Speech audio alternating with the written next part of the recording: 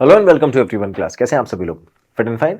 Hi class, my name is Shubham. आज हम लेके आए हैं क्लास 10th मैथमेटिक्स चैप्टर 6 का पार्ट सेकंड, जिसमें हम कवर करेंगे बच्चों एक्सरसाइज 6.1। देखो, वैसे तो बहुत छोटी एक्सरसाइज है, बट इसके अंदर जो कॉन्सेप्चुअल क्लैरिटी है वो बहुत स्ट्रांग है। क्योंकि होता क्या है, जब इस टाइप के एक्सरसाइजेस को या क्वेश्चन को आप सॉल्व करते हो ना, तो ऐसे क्वेश्चन जो एमसीक्यू में डायरेक्टली पूछे जा सकते हैं, वो क्वेश्चन आपके क्लियर हो जाते हैं और यहां से आप डायरेक्ट आंसर निकाल सकते हो एमसीक्यूज के। तो सबसे इंपॉर्टेंट चीज तो ये है। उसके बाद इसमें कई ऐसे क्वेश्चन हैं जो असर्शन रीजन में भी आपकी हेल्प करते हैं। So once again it also a part of MCQ, but there is a different genre of the questions. तो यहाँ पर क्या होता है, असर्शन रीजन के अंदर आपको एग्जैक्टली स्टेटमेंट मिलते हैं, तो यहाँ पर भी आपको एग्जैक्टली ऐसे स्टेटमेंट्स मिलेंगे जिनको आपको आइडेंटिफाई करना दैट दे आर ट्रू और फॉल्स। ठीक है, उसके बाद हम प्रोसेस करेंगे इनकी इन्फॉर्मेशन। एक एक चीज बहुत ध्यान से डिटेल से करेंगे, ध्यान से देखते रहना। ठीक है, स्टार्ट करते हैं exercise 6.1। Question number 1, fill in the blanks using the correct word given in the bracket। First part है all circles are congruent और similar। अब ध्यान से देखो, अगर मैं सर्कल्स की बात कर रहा हूं तो कॉन्ग्रुएंसी के लिए क्या इंपॉर्टेंट है? सर्कल्स के लिए रेडियस इंपॉर्टेंट है ना, कॉन्ग्रुएंसी के लिए। जैसे फॉर एग्जांपल, अगर एक सर्कल मैंने बनाया है यहां पर, और एक सर्कल ये है बच्चों 5 सेंटीमीटर का, तो अगर दूसरा सर्कल बनाऊंगा और उसकी रेडियस अगर कम या ज्यादा होगी तो exact same area it will not produce, right? तो अगर मान लो मेरे पास में दूसरा सर्कल है और इस सर्कल का रेडियस भी 5 सेंटीमीटर है, तो क्या ये दोनों सर्कल कॉन्ग्रुएंट हो जाएंगे? एग्जैक्टली क्योंकि कॉन्ग्रुएंसी के लिए क्या होना चाहिए? सेम शेप और सेम साइज होना चाहिए। अब शेप तो दोनों की सेम है, दोनों सर्कल है, और साइज भी सेम है क्योंकि साइज सर्कल का सिर्फ रेडियस से बनता है। तो सर्कल का यहां पर इसका कितना है रेडियस? 5, और इसका कितना रेडियस है? 5। दोनों का रेडियस सेम है तो शेप सेम हो गया। अब ऐसे अगर मैं एक और सर्कल बनाता हूं, and this circle does not have the same radius, let's say this circle has a radius of 3 centimetre. ठीक है, अब ध्यान से सुनना, क्या इन दोनों का शेप सेम है? दोनों सर्कल है। क्या दोनों का साइज सेम है? ध्यान से, ये 5 है, ये 3 है, तो ये कंपैरेटिवली छोटा है ना। ये वाला सर्कल कंपैरेटिवली छोटा है और ये सर्कल आपका बड़ा है, तो है तो दोनों सेम, है तो दोनों सर्कल, लेकिन दोनों के दोनों सर्कल साइज में डिफरेंट है। तो अब ध्यान से देखो, ऐसे शेप जो साइज में डिफरेंट होते हैं लेकिन उनका जो फिगर है, जो शेप है, वो सेम होता है, बट वो साइज में डिफरेंट होता है, ऐसे फिगर को हम सिमिलर बोलते हैं। ठीक है, और ऐसे फिगर जिनका साइज भी सेम होता है और शेप भी सेम होती है, वो कॉन्ग्रुएंट होता है। तो अब ध्यान से देखो, क्या यहां पर आपको स्पेसिफिक कोई रेडियस गिवन है? नहीं गिवन है ना, तो आपको सिर्फ बोला है ऑल सर्कल। अब सर्कल तो किसी भी रेडियस का हो सकता है, 5 भी हो सकता है, 3 भी हो सकता है, 2 भी हो सकता है, 50 भी हो सकता है, कुछ भी हो सकता है। तो अगर मैं सारे सर्कल्स की बात करूं तो उनका रेडियस तो वेरी करेगा, मतलब साइज तो वेरी करेगा, लेकिन शेप वेरी नहीं करेगा। They all will be a circle only. ठीक है, तो अगर मैं सारे सर्कल्स की बात करूं तो they are similar, they are not congruent, कि कॉन्ग्रुएंट होने के लिए उनका साइज भी सेम होना चाहिए। ठीक है, समझ गए हो? आगे चले, नेक्स्ट पार्ट देखना। All squares are same property apply नहीं होगी क्या? सोचो, अगर मैं स्क्वायर्स की बात करता हूं तो सबका शेप सेम होता है, बट साइज वेरी करेगा according to their radius, I am sorry, according to their side. ठीक है, तो जो एक साइड होगी किसी भी स्क्वायर की अगर मैं बात करूं, तो ये स्क्वायर है मान लेते हैं, इसकी एक साइड अगर 2 सेंटीमीटर की है तो बाकी सारी साइड भी 2 सेंटीमीटर। दैट मीन्स मुझे सिर्फ एक इस जो स्क्वायर है उसका एक साइड चाहिए। अगर एक साइड है तो मेरे पास में बाकी सारी साइड्स आ जाएगी। सिमिलरली ऐसे ही अगर मैं सेकंड वाला स्क्वायर बनाऊं और ये स्क्वायर भी बच्चों अगर 2 सेंटीमीटर रेडियस का है, तो क्या ये दोनों स्क्वायर आपके कॉन्ग्रुएंट हो गए हैं? क्योंकि in that region will have the same shape along with the same size, है ना। अगर ऐसा है तो दोनों स्क्वायर क्या हो जाएंगे? अपने कॉन्ग्रुएंट हो जाएंगे। और अगर मान लो यहां पर मैं एक स्क्वायर बनाता हूं, स्क्वायर थोड़ा सा बड़ा है ना, और इस स्क्वायर का जो साइज है वो मान लेते हैं 4 सेंटीमीटर है। ठीक है, तो इससे डबल हो गया ना शेप, बट साइज, है ना, इसका जो साइज है वो डबल हो गया और जो शेप है वो सेम है। तो दोनों है तो स्क्वायर ही, लेकिन इसका जो साइज है वो कंपैरेटिवली डबल है। तो अगर मैं ऐसे कंपेयर करूंगा तो मुझे पता चल जाएगा कि इसका जो साइज है वो इससे डबल है। ठीक है, एरिया की बात करेंगे तो एरिया 4 टाइम्स है। अगर मैं साइज देखूंगा तो साइज डबल हो जाएगी और एरिया कितना हो जाएगा? 4 टाइम्स हो जाएगा। क्यों? एरिया स्क्वायर टाइम्स होता है ना। तो अगर मान लो मैं 2 निकालूंगा ये इसका साइड, तो इसका एरिया कितना हो जाएगा? 4। इसका एरिया कितना हो जाएगा? 16। तो 4 टाइम्स हो गया ना। सो दैट्स हाउ। तो अब ध्यान से देखो, अगर आप इस तरह से चेक करोगे तो आपको ये तो समझ में आ गया कि साइज तो वेरी कर रहा है, लेकिन जो शेप है वो स्क्वायर ही है दोनों का। तो in that region all the squares are also similar, right. So will be putting both the values there, तो जो यहां पर ब्लैंक्स हैं इन दोनों में आप जो आपने एग्जैक्टली टिक किया वो यहां पे फिल कर दोगे। समझ गए बच्चों? ऐसे अपन दोनों क्वेश्चन को आइडेंटिफाई करके सॉल्व करें। ठीक है, चलो नेक्स्ट क्या बोल रहे हैं, ऑल, फिर से ब्लैंक है, ट्राइंगल्स आर सिमिलर। किस टाइप के ट्राइंगल सिमिलर होते हैं? तो ध्यान से सुनना। फर्स्ट आपको प्रॉपर्टी गिवन है आइसोसेलेस और सेकंड है इक्विलैटरल।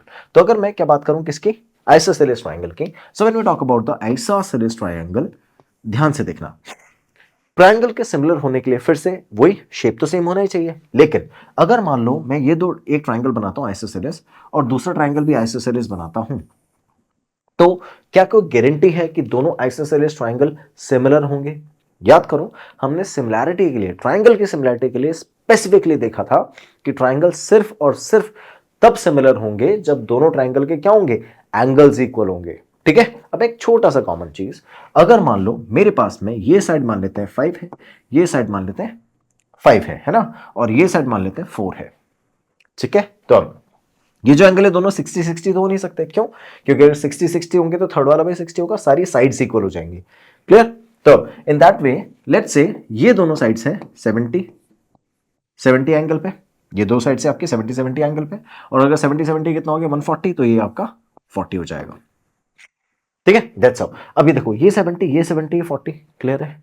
अब ध्यान से सुनना, मान लेते हैं ये वाली जो साइड है आपकी, ये वाली साइड है, ये दोनों साइड आपकी 7 और 7 है। ठीक है, और ये आपका अभी भी 4 ही है। क्या ये दोनों आइसोसेलेस ट्रायंगल हैं? ध्यान से सुनना जो बोल रहा हूं, क्या ये दोनों आइसोसेलेस ट्रायंगल हैं? बिल्कुल आइसोसेलेस ट्रायंगल है। ठीक है, अब इन दोनों का सिमिलैरिटी के लिए क्या हमको सारे एंगल इक्वल करने कंफर्म है? अब ध्यान से सुनो, मेरी बात सुनना ध्यान से, अगर ये 4 सेंटीमीटर है ना, और ये दोनों 5 और 5 है, तो ये किसी एक एंगल पे मीट कर रहे होंगे, है ना, दैट एंगल इज 40 डिग्री। अब सोचो, अगर मैं यहां से 7 सेंटीमीटर की साइड बनाऊंगा तो यहां पे तो मीट करेगी नहीं ऑब्वियसली, 7 सेंटीमीटर की साइड कंपैरेटिवली बड़ी होगी, और वो मान लेते हैं यहां से यहां तक, और ये यहां से यहां तक, यहां कहीं मीट कर रहे होंगे। ठीक है, तो अब अगर ये एंगल 40 डिग्री है तो ये इससे छोटा ही होगा ना। समझ गए क्या बोल रहा हूं मैं? ये वाला जो एंगल इसके पीछे बनेगा वो इससे तो छोटा ही होगा एंगल, है ना, क्योंकि जैसे हम पीछे जाते जाएंगे एंगल छोटे होते जाएंगे। जैसे अगर मान लो अभी आपको अगर कंपैरिजन समझ में नहीं आ रहा है तो मैं और छोटा बनाता हूं इसको, ऐसे ले जाता हूं, तो अभी देखो ये एंगल तो इसके कंपैरेटिवली देख रहा हूं कितना छोटा हो गया। तो अब जैसे जैसे हम इनको पीछे ले जाते जाएंगे एंगल छोटा होता जाएगा। क्लियर? तो अब मुझे समझ में आ गया कि 5 पे जो साइड पे एंगल बन रहा होगा उससे तो छोटा ही बनेगा 7 साइड पे। दैट मीन्स अगर ये दोनों कांस्टेंट है तो यहां जो एंगल बनेगा वो 40 से तो कम ही बनेगा। क्लियर? अब मैं कैलकुलेशन इजी करने के लिए इस एंगल को 20 डिग्री अज्यूम कर लेता हूं। ठीक है, अब अगर ये 20 डिग्री है तो मेरे पास क्या रिमेनिंग में जो इन दोनों का सम बचेगा, क्या वो 160 है? क्योंकि टोटल सम तीनों का कितना होना चाहिए, 180। 180 में से 20 तो ये गया, अब इन दोनों के पास कितना है, 160। तो 160 इक्वली डिस्ट्रीब्यूट करेंगे, क्यों? क्योंकि आइसोसेलेस ट्रायंगल के opposite angle to the equal sides are equal. तो अब ये दोनों एंगल इक्वल हो जाएंगे, तो ये भी कितना हो गया बच्चों, 80 डिग्री, और ये भी कितना हो गया, 80 degree. Clear? So that's how we got 80, 80 and 20। Clear? समझ गए बच्चों? तब ध्यान से सुनना, ये 70, ये 80, ये 70, ये 80, ये 20, ये 40, तीनों ही एंगल इक्वल नहीं है। तो क्या ट्रायंगल सिमिलर पॉसिबल है? नहीं। तो इसका मतलब आइसोसेलेस ट्रायंगल में कोई गारंटी नहीं है कि ट्रायंगल सिमिलर होंगे। उसके लिए इनकी साइड्स का इक्वल होना कंपलसरी है। अगर मान लो ये 4 होता और ये दोनों भी 5-5 होते, ठीक है, ये 4 है और ये दोनों भी 5-5 है, तो उसके बाद मेरे पास में 100% एंगल इक्वल आ जाते, तो कॉन्ग्रुएंट भी हो जाता ऑब्वियसली, है ना। अब अगर मैं सिमिलैरिटी बनाना चाहता हूं तो करस्पॉन्डिंगली तीनों साइड रिड्यूस होनी चाहिए, तब जाकर यहां पर एंगल मैच करेंगे। अब आप सोच रहे होगे या आप मन में सोच रहे होगे कि अगर मान लो ये वाला जो एंगल है यहां पर, अगर मैं इसको, ये जो 4 है इसको अगर मैं बड़ा कर दूं तो सारे एंगल इक्वल हो जाएंगे। बिल्कुल हो जाएंगे, आपकी बात गलत नहीं है।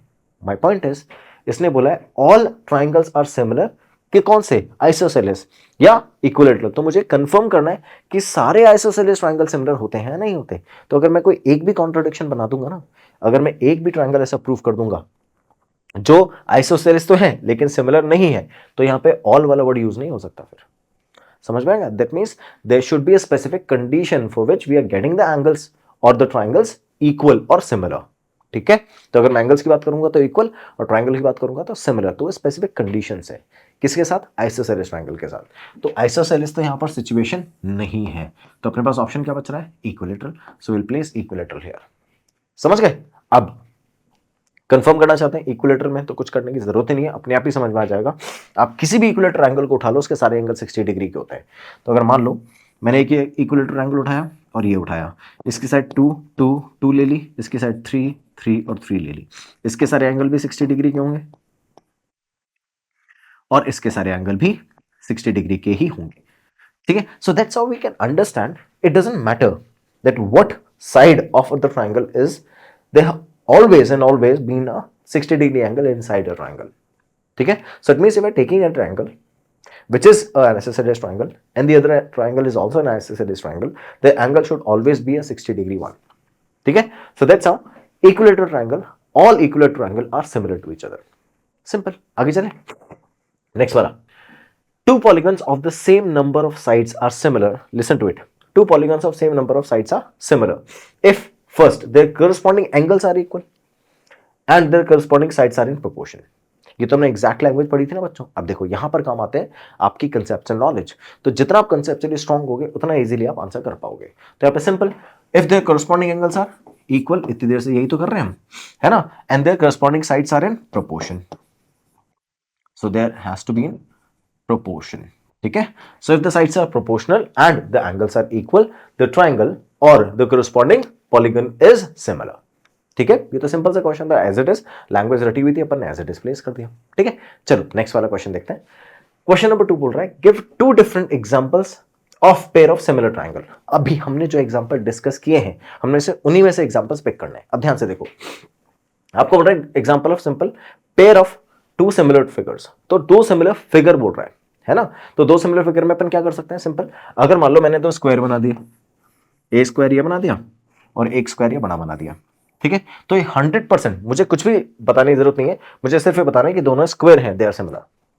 साइड कुछ भी हो कोई फर्क ही नहीं पड़ता है, आप इसके साथ जो रखना चाहते हो रख लो, इसके साथ जो रखना चाहते हो रख लो, कोई फर्क नहीं पड़ेगा, they are similar, because in order to get them similar the shape should be same, and in order to make the shape same we should have the same angle, right, and the sides correspondingly in proportion.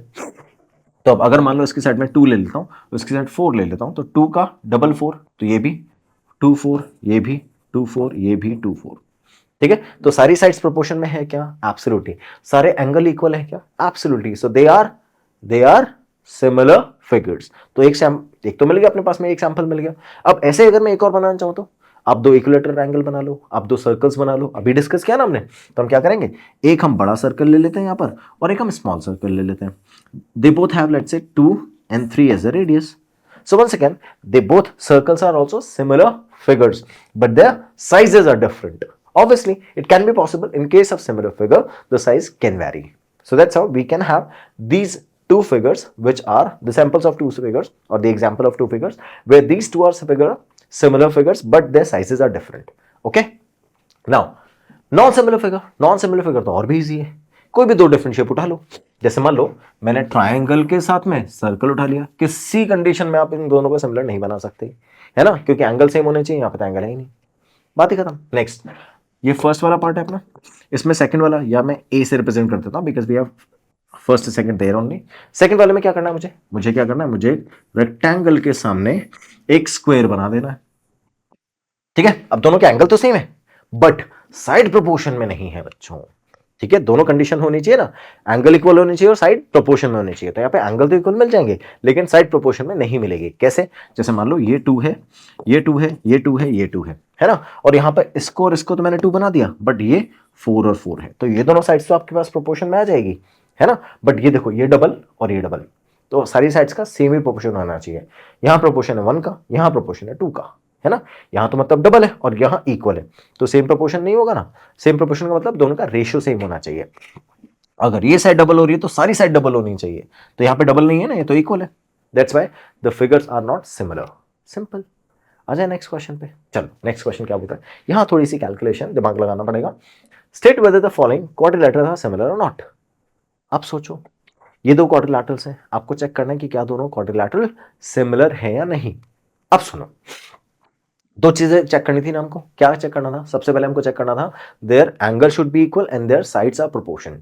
अब angle तो given नहीं है, लेकिन sides तो given है, तो पहले side का प्रोपोर्शन चेक कर लेते हैं। तो अब देखो, ये 1.5 है और ये 3 है, डबल है क्या, एब्सोल्युटली।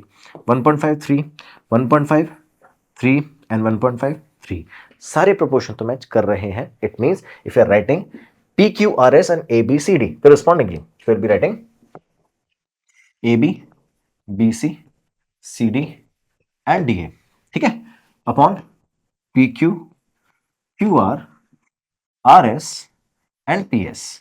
तो इन सबका जो प्रोपोर्शन है ना बच्चों वो तो इक्वल है. कितना है देखो, अगर मैं AB को अगर मैं फर्स्ट ले रहा हूं तो AB वाली साइड्स बड़ी है और इसकी साइड छोटी है, तो 3/1.5 लेंगे which is we will be writing it as 3/1.5 which is 2:1. तो सबका रेशियो तो सेम आ रहा है. कितना आ रहा है? 2:1. That means they are in proportion. Now we need to check for the angles. So here all the angles are of 90 degree. But अगर आप ध्यान से देखो तो क्या ये एंगल 90 डिग्री है? नहीं.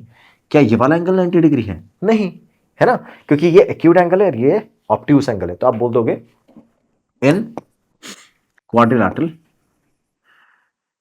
PQRS the angles are not right angle. Hence the figures are not similar. ठीक है, तो अब क्या करना था? सिंपल, मैंने चेक कर लिया कि अगर एंगल इक्वल नहीं है तो साइड्स के प्रोपोर्शन होने से भी काम नहीं चलेगा. There has to be angle equal along with the side in proportion.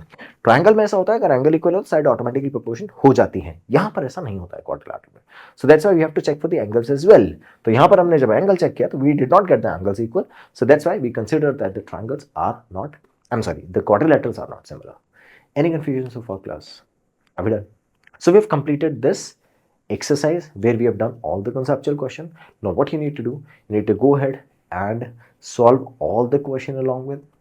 आपको एक एक क्वेश्चन को वर्बली सॉल्व करना है, क्योंकि ऐसा हार्ड कोई कैलकुलेशन है नहीं, ऐसे कोई स्टॉप कैलकुलेशन भी नहीं करी हमने. तो आपको सिंपली चेक करना है. कोई भी प्रॉब्लम आती है, go ahead and write in the comment box. We'll definitely help you out. Thank you so much for watching, class. Have a good day. Bye bye. Take care.